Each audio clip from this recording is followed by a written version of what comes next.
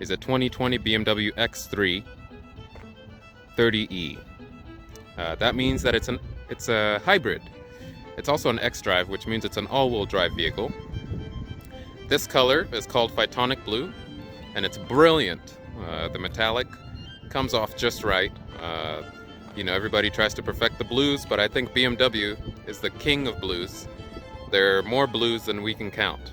The M cars have special edition blues. The regular cars have their blues. And here we have Photonic Blue.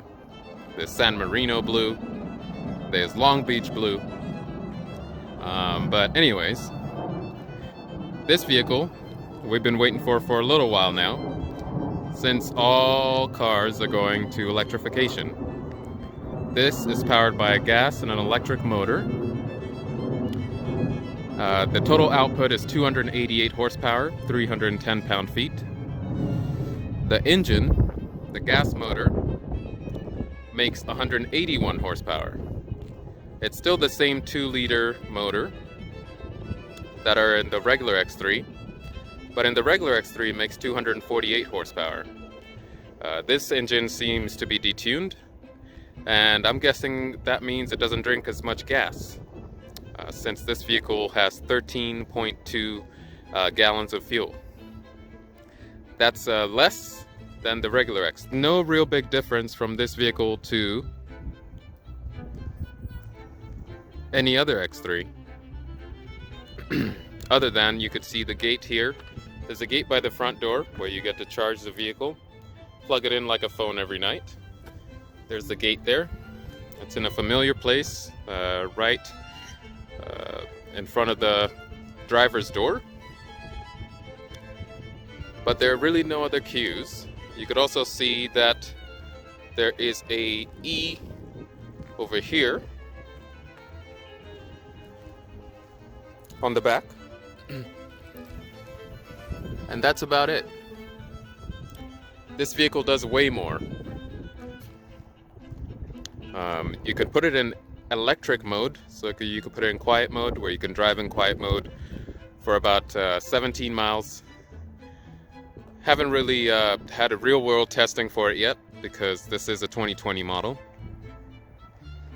But you could also use both electric and gas to get the optimum performance, or to get the optimum efficiency. You still get LED lights all around. This vehicle has all the safety stuff as well. The X3, I don't know if you're aware, last year it was IIHS Top Safety Pick. So BMW's had about 5 models, 4 or 5 models last year that were in IIHS Top Safety Pick, which is an area where Volvo usually excels without question. Now, even though this vehicle has more power, due to its weight, it does 0 to 60 in about the same time, probably 0.1 faster than the regular X3. Like I said, the regular X3 has 248 horsepower, 258 pound-feet. This has 288 horsepower, 310 pound-feet. And the odd part about this vehicle is, about hybrid vehicles, is that you just press the ignition on and the steering wheel goes soft and you're on. There's no noise. You just put it in drive and you can drive off. That's also when you come to a stop. When you turn the vehicle off, you could literally still turn the wheel.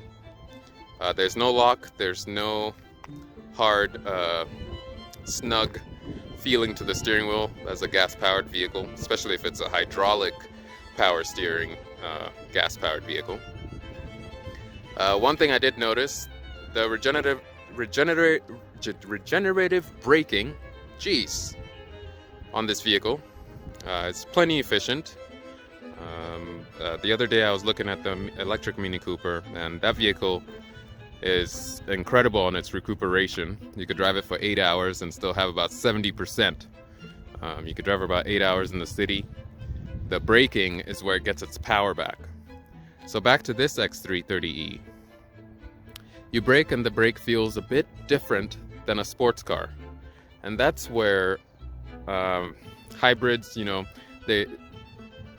they're better in comfort vehicles than sports cars because the regenerative braking is different, and the company has to tune that to feel linear, as it always has, especially in the ultimate driving machine. Here's this X3's exact Min Rooney window sticker. You could see here, 55,000 MSRP. All the options on it. It starts at 48,550, which is about 50 grand.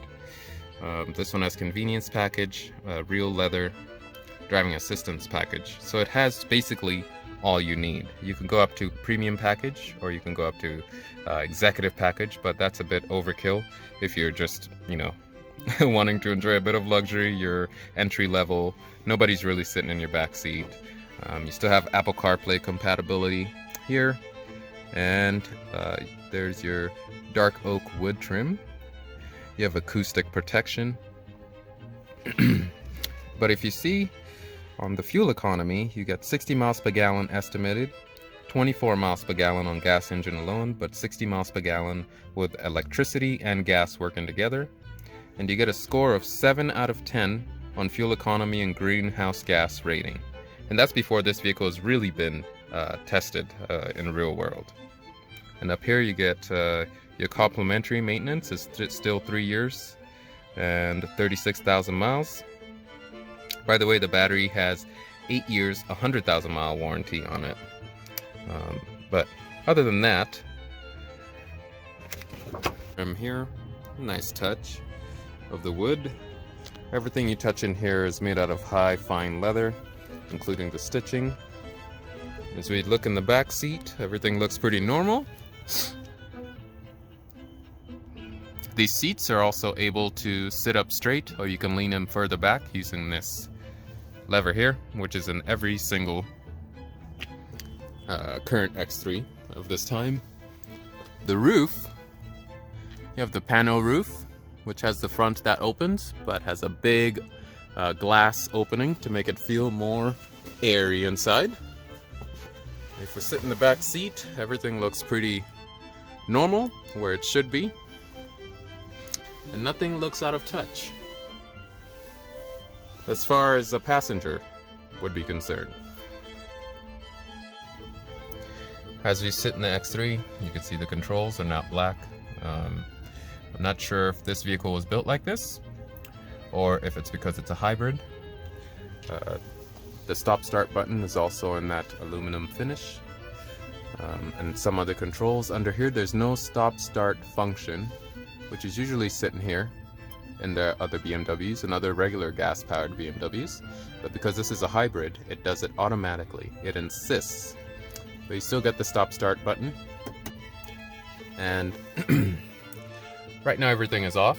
But when you press the stop-start button, you can see the gauges are blue. I'm sorry for this plastic that's on here, because this is a brand new car. I don't want to take that off. So you press that. And if you look on the right, it gives you a needle here.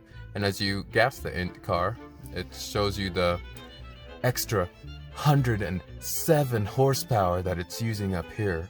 But it shows you the recuperation down here. So there's this needle, and it's sitting on ready. And there's your battery gauge. On the other side, you have your gas, and you have your speedometer. But as far as everything on here, everything looks pretty normal, except it's in blue, and just a bit different. And of course it says eDrive up here in blue as well. There's a blue theme to everything in this vehicle, including the infotainment. So if I press home, using this button down here, we're in home. If we happen to scroll, everything has a blue hue around it. If we happen to go to car, see, you can plan your charge time and your climate, so you can have this vehicle still plugged in and set your departure and charge times. You could have it plugged in to where it charges at the right time if you're about to leave the house, so that you have full battery. Or you could charge it to a certain point. You could charge it to 80%. You could start your heated seats and your preconditioning. The electric driving system for the hybrid system. So when you press that E button, You have Max E, which you can configure. You have battery control, and you have Auto E. So, Auto E is, of course, hybrid drive, activate distance for intelligent anticipation. It does it all by itself. Max E, power and speed reduced, maximum electric driving. And of course, you have battery control. So you can set, here the value is set to 80%, as you can see on the right hand side, but you can set a target to hold your battery until you get to where you're going.